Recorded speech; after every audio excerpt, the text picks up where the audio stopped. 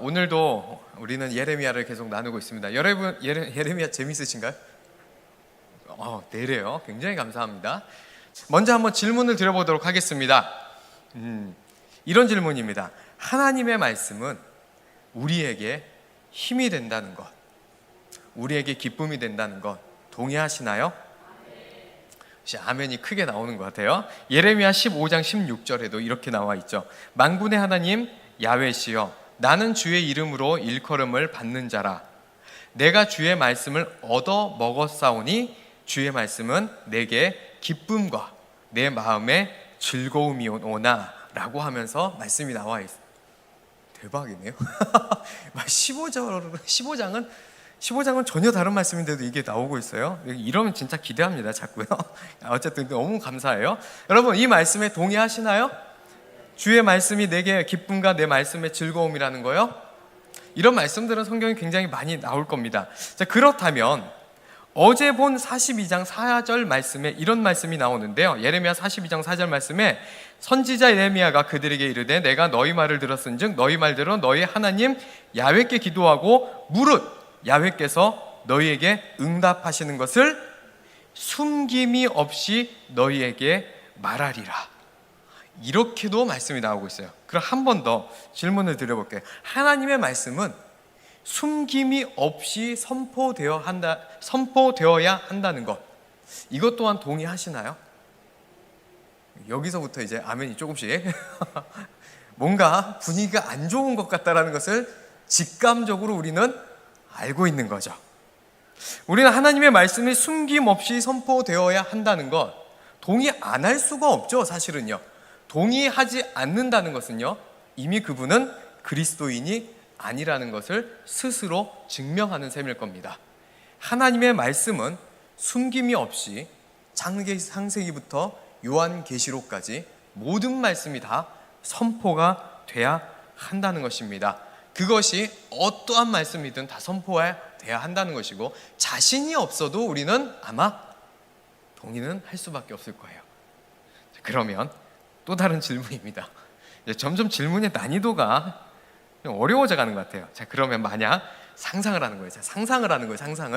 상상을 하는 거니까 너무 기분 나쁘게 듣지는 않으셔도 괜찮을 거예요. 목사님 괜히 저런 얘기해가지고 재수 온 붙었다, 이거 그리스도인의 얘기 아니니까요. 상상만 하는 겁니다. 가족이나 친척 중에 혹시 우리가 먼 미래에든 언젠간 장례가 났는데, 우리 가족 아니어도 남의 가족, 가상의 인물로 한번 상상해 보세요. 그 죽음을 맞이한 사람이 불행히도 예수님을 믿지 않은 거예요. 자, 다시요. 죽음을 맞이한 그 사람이 안타깝고 불행하게도 예수님을 믿지 않았어요. 교구장 목사님이 장례에 집례를 가서 그 필요에 따라서 이 사람은 지옥에 갔습니다 라고 전해야 하고 그렇게 말씀을 전했다면 여러분 동의하시겠습니까? 혹시 목사님이 틀린 얘기 하신 걸까요? 여러분들 생전 처음 들어봐요? 예수님 믿지 않고 죽으면 천국 못 가고 지옥 간다, 이런 얘기 지금 처음 듣는 거 아니죠?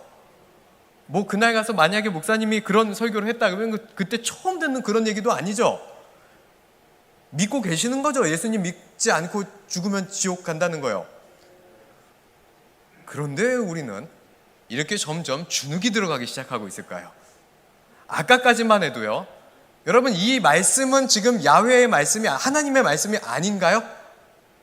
여러분 예수님 믿고 죽으면 천국 갑니다, 아멘, 하나님의 말씀이죠. 예수님 믿지 않고 죽으면 지옥 갑니다, 하나님의 말씀이 아닌가요?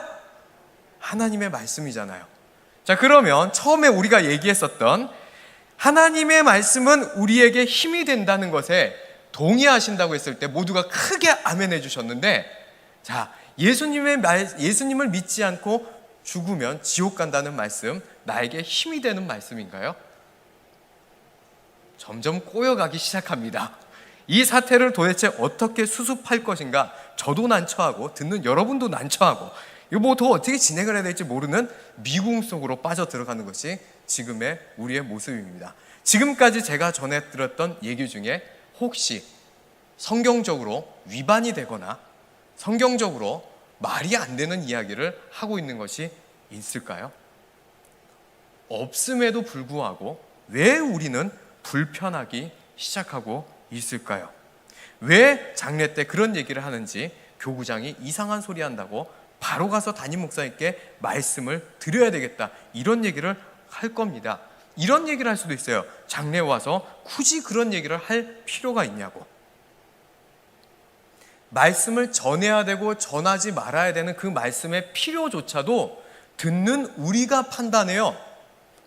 이거는 해야 될 말씀인지 하지 말아야 될 말씀인지를요, 하나님께서 말씀을 전해주셔서 그 말씀을 받은 교구장 목사님 예레미야가 아니라 이스라엘 백성, 듣는 우리가 그 말씀을 전해야 되는지 말아야 되는지 그 필요조차도 우리가 결정하고 있다고요. 굉장히 이상해지죠? 예레미야가 즐겁다고 하셨었죠? 저는 마음이 어려워요. 이거 듣는 성도분들이 어떨까? 아이, 괜찮을까? 저도 이렇게 얘기하고는 있지만 이거 듣는 분들 분명 불편할 수도 있다. 나도 여러분들에게 인기 좀 얻고 싶은데 이거 뭐 처음부터 와가지고 말씀 전하는 게 예레미야 막 이런 얘기들만 다루고 있어요. 그런데 앞으로도 이런 얘기 많이 다룰지도 모릅니다. 그것이 성경 말씀이에요. 자, 이스라엘 백성, 우리가 굉장히 불편해하고 있는데 지금 예레미야 42장 22절 마지막 절에 이렇게 나오고 있어요. 너희가 가서 머물려고 하는 곳에서 칼과 기근과 전염병에 죽을 줄 분명히 알지니라. 듣기 기쁘고 이스라엘에게 힘이 되는 말씀이었을까요?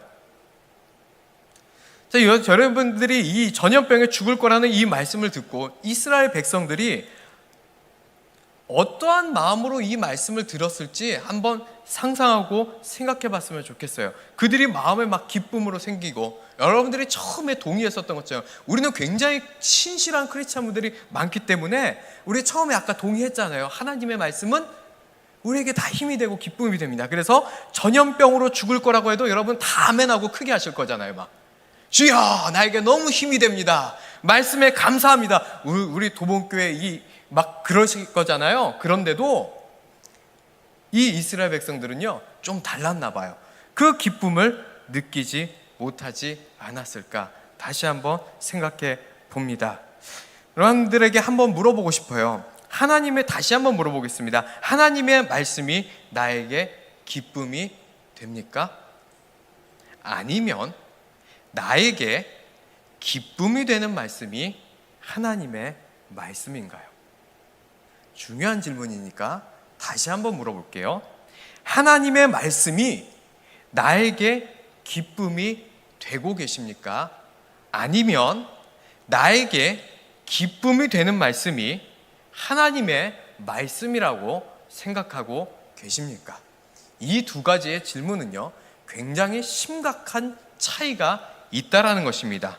하나는 하나님의 말씀이 나에게 기쁨이 될 거라는 얘기는 하나님의 말씀이 축복이든 저주든, 천국이 있으면 지옥도 믿고 축복이 있으면 저주도 있다라는 것을 다 믿겠다라는 바로 그 질문이고, 두 번째, 나에게 기쁨이 되는 말씀이 하나님의 말씀이라는 것은 내가 나에게 기쁨이 되는 듣고 싶은 말씀만 하나님의 말씀으로 받아들이겠다라는 질문이 되기 때문이라는 것입니다.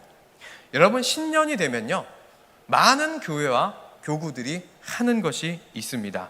저는 안 합니다. 일교구도 아마 안 할 겁니다. 전체적으로 하면 할지 모르겠지만 저는 안 하는 것이 있는데 그것은 바로 신년 말씀 뽑기입니다. 말씀을 왜 뽑을까요? 말씀 뽑아 1년 우리가 왜 이런 얘기 하는, 이게 뽑아도 큰 문제 없어요. 그런데 우리가 아직 말씀을 뽑을 만한 신앙적 훈련이 준비되지 않았어요. 말씀을 뽑을 때 우리가 자꾸 어떤 마음을 먹죠? 무슨 1년 젊게인 줄 알아요. 나에게 1년 주신 말씀. 여러분 그 한 절만 주신 말씀이고 나머지는 아니에요? 아니잖아요. 그런데 그 한 절에 우리는 매이기 시작합니다. 그런데 더 중요한 게 있어요. 여러분 말씀 뽑기를 이제 가서 기독교 서점이나 이런 데서 구입을 한단 말이에요. 그래서 말씀을 쫙 펴봐요. 그럼 거기에 축복의 말씀만 있을까요? 아니면 저주의 말씀도 같이 포함이 되어 있을까요? 다 축복의 말씀밖에 없어요. 모두가 다 여러분 듣기 좋으라는 말씀만 잔뜩 깔아놓고 그 중에 뽑고 그것이 하나님의 말씀이라고 느끼라는 거예요. 뭔가 이상하지 않습니까? 자, 다시요. 질문을 드릴게요. 하나님의 말씀이 나에게 기쁨이 되는 걸까요? 하나님의 말씀이 나에게 힘이 되는 걸까요? 아니면 나에게 기쁨이 되고 힘이 되는 말씀이 나에게 주어주신 하나님의 말씀일까요? 이 질문이 여러분들하고 오늘 나누고 싶은 가장 중요한 이야기일 것 같습니다. 어제부터 오늘까지 읽었었던 예레미야 42장, 43장 이 말씀은요, 바로 이스라엘이 바로 이런 질문에 봉착해서 큰 문제를 겪고 있는 바로 그 말씀인다라는 것입니다. 하나님께 말씀을 구하고 기도의 응답을 구했지만 결국은 자기가 듣고 싶은 이야기를 해달라는 것이고 그것이 하나님의 말씀이라고 받아들이고 있는 것이 이스라엘 백성입니다. 우리도 마찬가지 아니었을까요? 하나님의 말씀을 전해달라고 하지만 결국은 내가 듣고 싶은 이야기를 듣기를 원하고 나에게 힘이 되는 이야기를 원하고 있지 않는지 우리는 생각해 봐야 한다는 것입니다. 말씀은요, 이 하나님의 말씀은요, 들을 만한 자, 들을 준비가 되어 있는 자에게나 의미가 있는 것이지 아무런 들을 준비가 되어 있지 않고 나 듣기 좋기 원하는 말씀만 해주시옵소서에게는 하나님의 말씀은 아무 의미가 없다는 것을 어제와 오늘을 통하여 우리는 확인할 수 있을 것입니다. 이스라엘은 들을 준비가 전혀 되어 있지 않았습니다. 그럼에도 불구하고 말은 청산유수죠.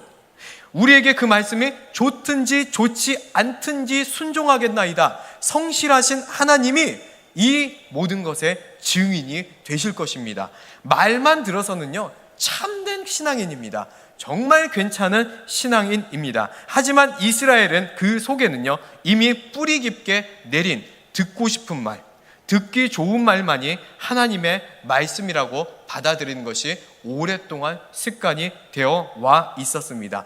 거짓 선지자 하나냐와 수많은 거짓 선지자들의 긍정적인 예언만이 하나님의 말씀이라고 했고 예레미야의 그 부정적인 예언은 듣기 싫으니까 하나님의 말씀이 아니라고 했다는 것입니다. 어느 누군가가, 어느 목사님이 저에게 와서 이런 얘기를 한 적이 있었습니다. 사사기 설교를 하지 말라는 것입니다.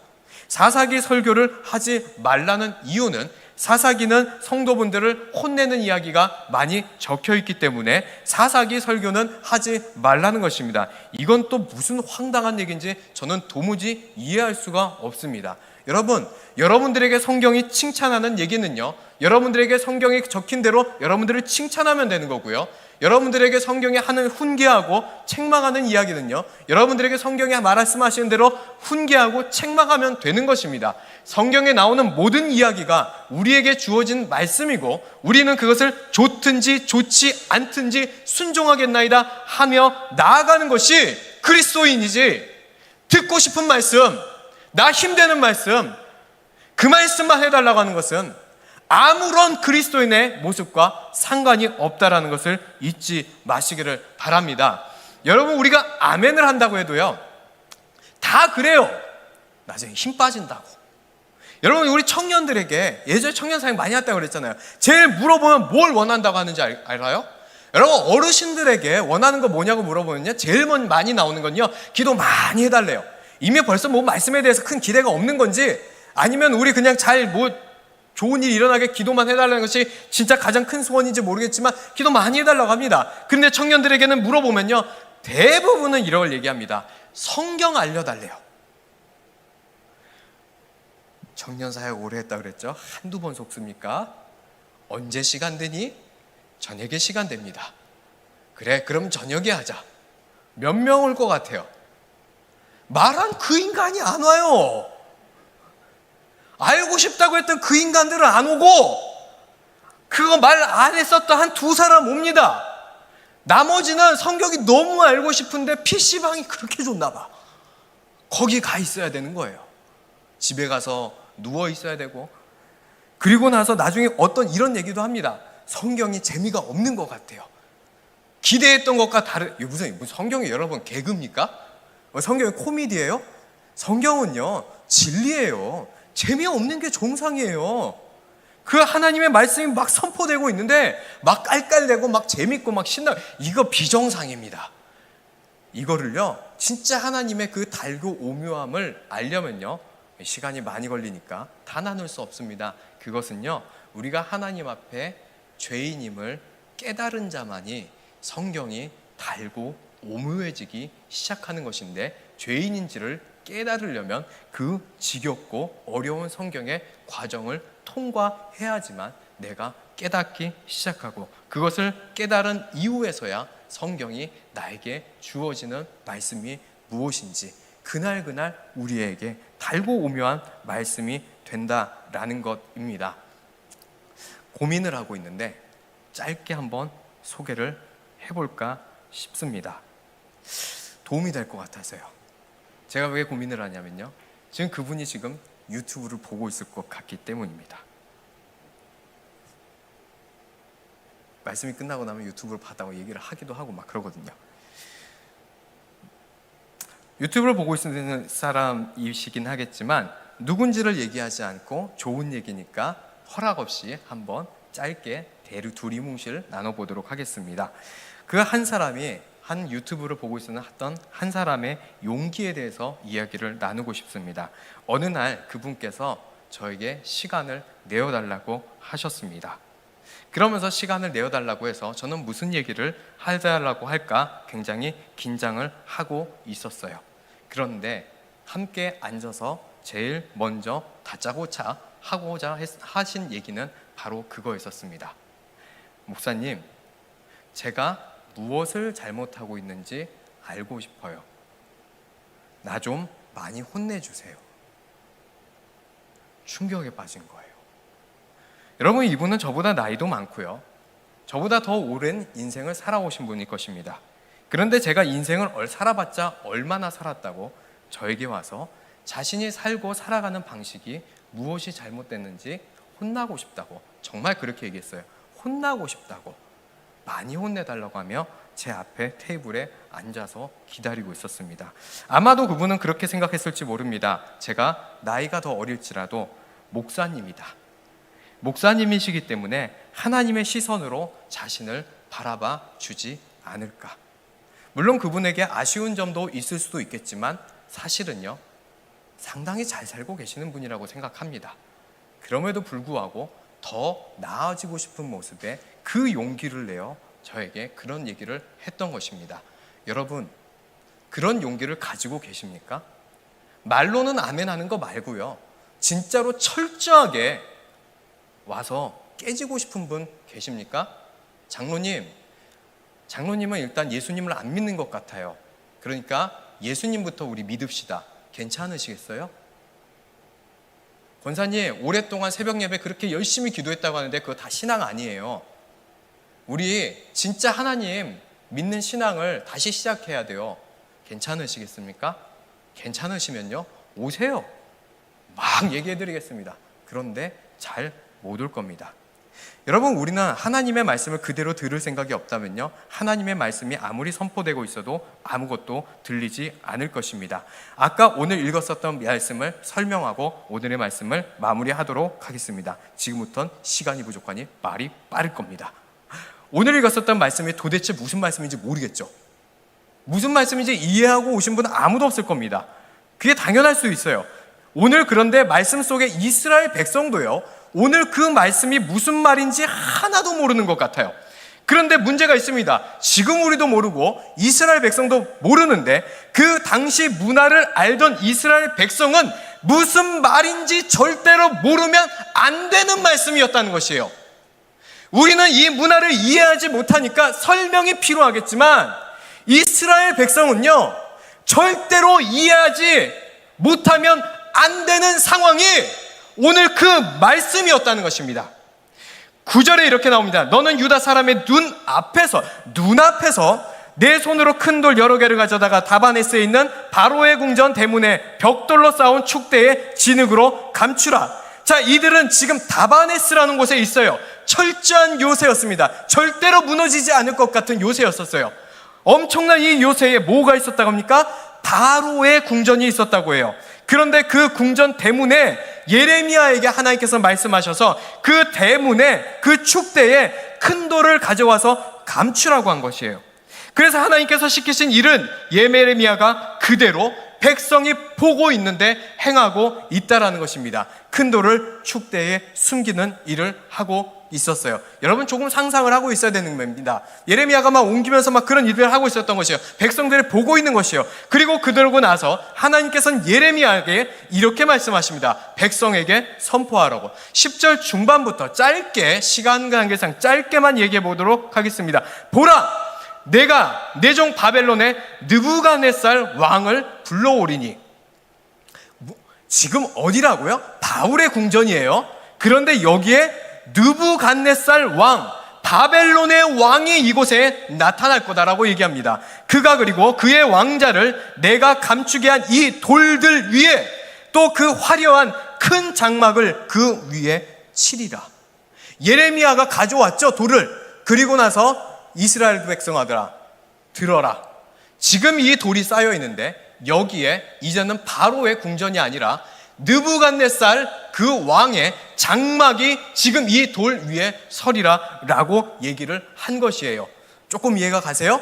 그런데 이스라엘은 더 많이 이해해야 돼요. 왜 이해를 해야 하냐면요, 지금 바로가 아니라 이제는 애굽의 땅이 아니라 바벨론의 땅이 될 거다라고 선포하고 있는 것입니다. 다바네스는 절대로 함락되는 요새가 아니에요. 이스라엘은 굳게 믿고 있었습니다. 여기는 절대로 애굽의 땅이다. 그러니까 여기 있으면 안전하다라고 생각했던 것이에요. 그런데 여기에 누구의 땅이 들어선다고요? 곧 바벨론의 땅으로 바뀔 거다라고 얘기하는 것입니다. 그런데 여기서 끝난 것이 아니에요.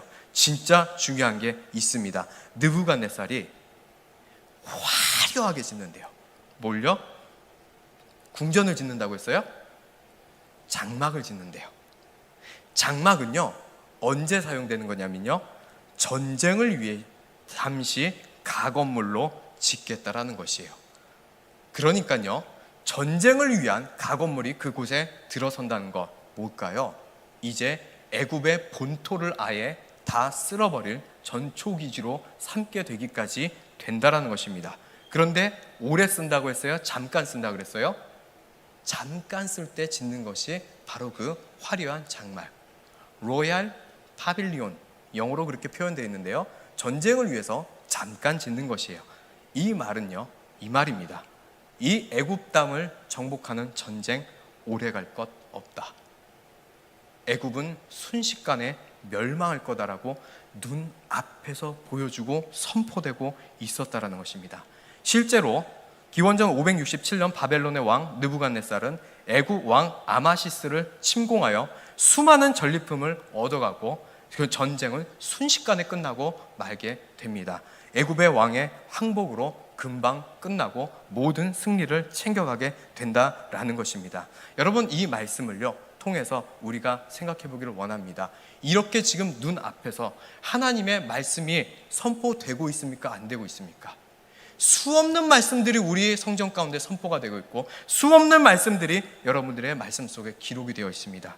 그 말씀들이 우리에게 의미가 되고 있습니까? 의미가 되지 않고 있습니까? 옆 사람이 눈치가 보여서 우리 또한 말로 하나님 내가 순종하겠나이다, 모든 말씀은 나에게 기쁨이다라고 말은 이스라엘처럼 하고 있지는 않으신가요? 하지만 속으로는 어떠십니까? 오늘 마지막으로 이 질문 드리고 말씀을 마치게 되겠습니다. 여러분, 하나님의 말씀이 나에게 힘이 되십니까? 아니면 나에게 힘이 되는 말씀이 하나님의 말씀입니까? 기도하겠습니다.